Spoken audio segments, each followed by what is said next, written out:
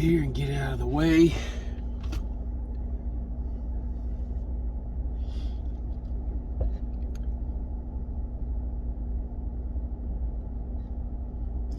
Now, I called this place yesterday and said, hey, I'll be getting here late this evening.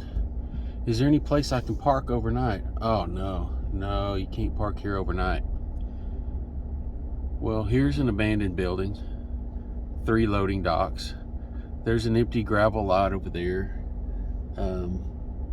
Plenty of places to park overnight. I don't know why people, and this is San Bernardino, it's basically LA. And if you get too far into LA, there is zero parking, zero. So people usually end up parking on the side of the road, which is a bad option. It's not only dangerous, but in California, they don't want to see you in your dirty truck parked on the side of the road. But here we are anyway. Friday morning. It's been a short, quick week so far. I started out on Monday evening. I didn't pick up the first load until about 6 p.m. Drove about 3 hours that day, but went from home to Oklahoma to Wyoming, and now here in San Bernardino, about just a guess, about 2,000 miles. Maybe not quite that much. And let's see, $2,700 in revenue as I sit here on Friday morning. There's a load just dropped on the board going back to Texas, and I don't know what these agents or brokers are doing. It's hard to book these loads or negotiate over email, and this is one of these where they don't want you to call them. They want you to submit everything through an email. So that's what I did. I'm sitting here waiting for the email. But for the week, like I said, $2,700 in revenue on about 2,000 miles. I every once in a while I'm talking to somebody and tell them, hey, I booked a load for $1.25 a mile. And I get these cringes and, oh my God, these super truckers, well, my truck doesn't run for under $3 a mile. And this truck, I'm sitting in my F-150 because my cargo van is been out of shape right now. But I'm getting 17 miles to the gallon. I'm using unleaded fuel, which out here I'm paying $4 a gallon for. But in Texas, I'm paying $3 a gallon. So, even at $1 a mile, if I'm only, I try not to book anything for under $1 a mile, and all I deal with is partial. So it's difficult to do. But even if you only run at $1 a mile and you get in 3,000 miles a week and you only spend $600 on fuel, I consider that a good week, because my overhead is low. Maintenance on these trucks is not as much as one on big truck. Tires, everything that goes along with it is so low. But $2,700. Hopefully something will drop on the board that'll get me about 1,000 to 1,400 miles over the weekend. I can get my reset in and start again on Monday. But it hasn't. It's my strategy is usually, and I've probably said this way too many times, but in what I do with the cargo van and what I do with this little hotshot, it's the same thing. It's all about partials. Anything that can fit on a 20-foot flatbed trailer is, considered a partial.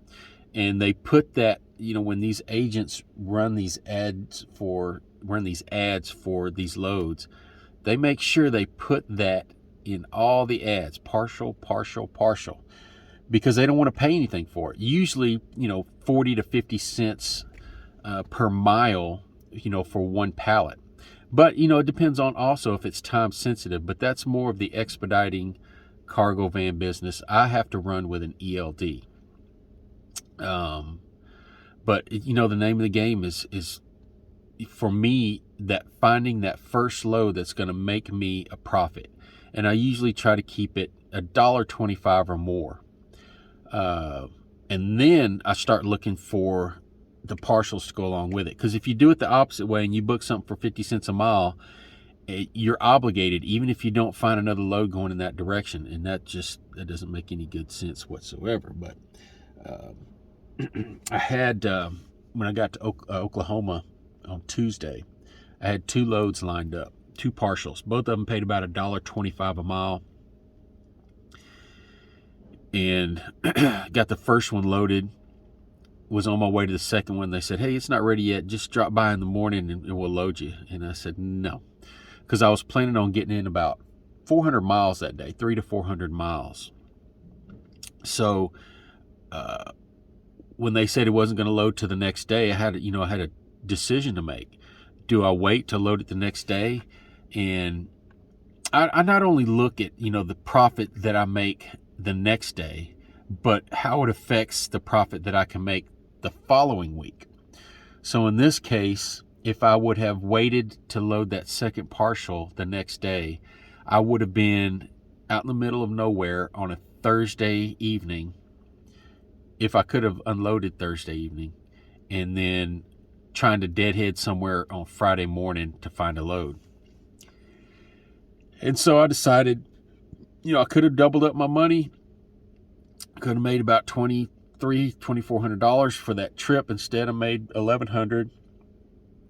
And it worked out because after I got unloaded, I found a load within 100 miles of where I unloaded. Got lucky. And that brought me down here to Southern California. So, the rates coming out of this area aren't great, but there's a lot to choose from. So praying that I get 1 or 2 partials headed back east somewhere, for 1,000 to 1,400 miles. We'll see what happens. But not my favorite area to drive in. I was out here about 3 years ago. These people in California, they want their products and they want it now, but I guess they want people to float it to them on air because they don't want to see your dirty truck out here in California. There's very few places to park, and most of these cities have some kind of ordinance where you cannot park overnight within city limits. And so about 3 years ago, I was a little north of Sacramento and called the shipper and said, hey, I'm heading out that way. Is there any place to park? And do you have a parking lot? He goes, no, but you can just park right in front of the building. There's lots of people that park out there. Okay, so I showed up, and the people parking out there were all homeless people or living in their car. I guess that's a home. But when I finally got my truck parked and jimmied in there in front of his business, there was 4 to 5 different kinds of vehicles in front of me of homeless people, and twice that many behind me up and down this road. Then across the street near the highway, there was a tent city set up with probably 10 tents and just nasty trash everywhere. So about an hour after I got parked, I got a knock. And I figured, it's some drug head or something. It was a police officer. Sir, you have to move this truck. There's no parking allowed overnight within the city limits. I just laughed. You know what? That's the government out here in California. All the homeless people, they all stayed. The guy that was trying to earn a living, I had to drive 40 miles to the nearest truck stop and pay a toll to get over the bridge. But that's the way it goes. I don't mind driving out here as long as I'm not in LA. A lot of people hate it because of the speed limit and all that, but it is a pretty drive once you get out of LA. So, got my fingers crossed. Let's see what we get.